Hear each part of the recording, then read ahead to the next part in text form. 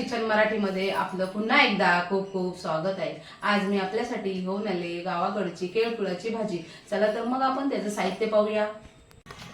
चला तर मग आपण हे केळफूल कसं स्वच्छ करायचं, साफ करायचं कसं ते दाखवते तुम्हाला। त्यातलं काय घ्यायचं, काय टाकायचं ते दाखवते। हे असं त्याची सालं काढायची आणि अशी फुलं मिळतील आपल्याला, अशी पूर्ण अशी ओपन करायची आणि त्याच्यातून असं पातळ असं पापुद्रा किंवा असं ट्रान्सपरंट असं कव्हर मिळतं ते काढायचं, कारण हे खूप असं वातड असतं, हे शिजलं जात नाही, चिवट असतं खूप, ते काढून टाकायचं। आणि असं एक मध्ये त्या खूप काड्या असतात, 3-4 काड्या असतात, त्या काड्यामधली एक काडी अशी येलो कलरची वरती असे पूर्ण शेंड्याला एक त्याला असं गोलसर असं ते काढून टाकायचं। ते पण खूप चिवट असतं आणि फार तुरट असतं, त्यामुळे ते काढून टाकायचं। ते जर राहिलं तर भाजी चवीला तुरट लागते। अशा प्रकारे आपण ना ही सर्व फुलं आहेत ना स्वच्छ करून घ्यायची आहेत आणि आपण नंतर बारीक करून ती उकडवून घ्यायची भाजी। हे बघा, हे असं काढायचं आणि हे असे दोनच प्रकार असतात त्याच्यात, ते काढून टाकायचं। हे बघा, हे असं त्याचं जरा तोंड असं म्हणजे त्याला एक प्रकारे परागकण असतात, पण ते तुरट असतं लागतात, त्यामुळे ते काढून टाकणं गरजेचं आहे। चला मी सर्व भाजी साफ करून घेते। अशा प्रकारे आपली ही सगळी भाजी साफ करून झालेली आहे। आता ही बारीक चिरून मी उकडायला घेणार आहे। आपण हे उकडत ठेवून त्याच्यात अर्धा लिंबू पिळायचं, म्हणजे भाजी ती काळी पडत नाही, कारण केळफूल कवळं असलं की ते काळं होतं लगेच। त्यामुळे आपण काय करायचं, अर्धा लिंबू पिळून घ्यायचा आणि ते उकळून घ्यायची, म्हणजे ती सफेदच राहते भाजी। आपली भाजी शिजून झालेली आहे, मस्त मऊ झाली आहे। आता आपण ही स्वच्छ 2 पाण्याने धुवून छान पिळून कोरडी करून घेऊया। केळफुलाचं साहित्य दाखवते तुम्हाला काय काय लागतं ते। हे केळफूल मी असं उकडून घेतलंय, मस्त स्वच्छ असं पिळून घ्यायचं, त्यात पाणी नाही ठेवायचं।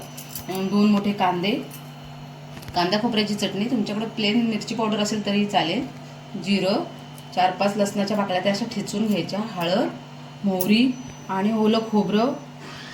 हे शेंगदाण्याचं कूट आहे, ऑप्शनल आहे, तुम्हाला आवडत असेल तर टाका, नाही टाकलं तरी चवीत काही फरक पडत नाही। आणि अर्धा टोमॅटो आणि तेल चवीनुसार मीठ। आता आपण भाजी करायला घेऊया। कढई घेतलेली आहे आणि 2 चमचे तेल ओतणार आहोत। तेल तापलं की मोहरी चिमूटभर, जिरं चिमूटभर टाकायचं आहे आणि चिरून घेतलेला कांदा।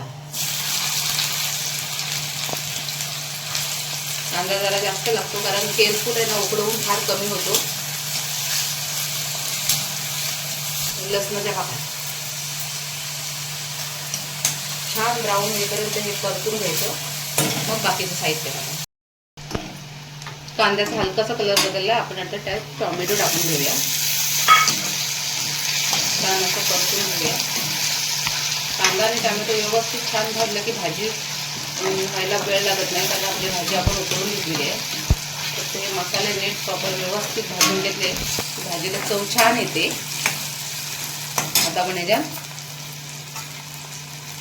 अर्धा टीस्पून हळद टाकणार आहोत आणि हा कांदा लसूण मसाला, तो तिखट नाही आहे, मी तो 1.5 चमचा टाकते।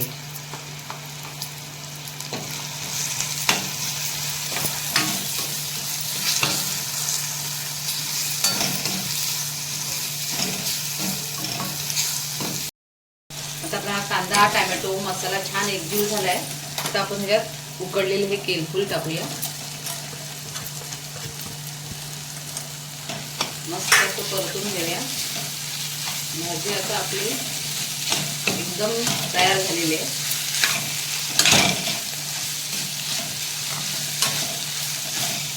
ह्याच्यात दाण्याचं कूट टाकले आणि 2 मोठे चमचे ओलं खोबरं टाकलं, छान असं परतून घेऊया, मस्त ते एकजीव परतून घेऊया। भाजी इतकी चविष्ट आणि सुंदर लागते, कुठलाही खताचा वापर नाही त्या भाज्यांच्या, नॅचरल आहे ती भाजी। चवीला पण उत्तम आणि शरीरासाठी पण एकदम छान असते भाजी। चवीनुसार मीठ टाकते मी आणि थोडीशी कोथिंबीर। मस्त आपली भाजी तयार, पण अशी केळफुलाची भाजी चविष्ट अशी तयार भाजी झालेली आहे बघा। अशी सुकी भाजी होते, डब्यालाही द्यायलाही छान, कधीतरी तयारी करून ठेवली तर सकाळी डब्यालाही सुंदर भाजी होते आणि मस्त अगदी छान लागते, मऊ होते ही भाजी। चवीला पण इतकी सुंदर असते ना, वास पण छान सुटले आहे. जरा नक्की करून बघा ही आवडली तर. अशा प्रकारे आपली केळफुलाची झटपट अशी तयारी करून घेतली असेल, अगोदर भाजी वगैरे उकडून घेतली असेल पण केळफूल, तर आपल्याला मोजून 10 मिनिटं लागतात. अशी झटपट अशी केळफुलाची भाजी तयार झालेली आहे. आवडली तर नक्की करा, लाईक करा, शेअर करा. आपल्या चॅनलला अजून सबस्क्राईब नसेल केलं तर नक्की सबस्क्राईब करा. धन्यवाद मैत्रिणींनो.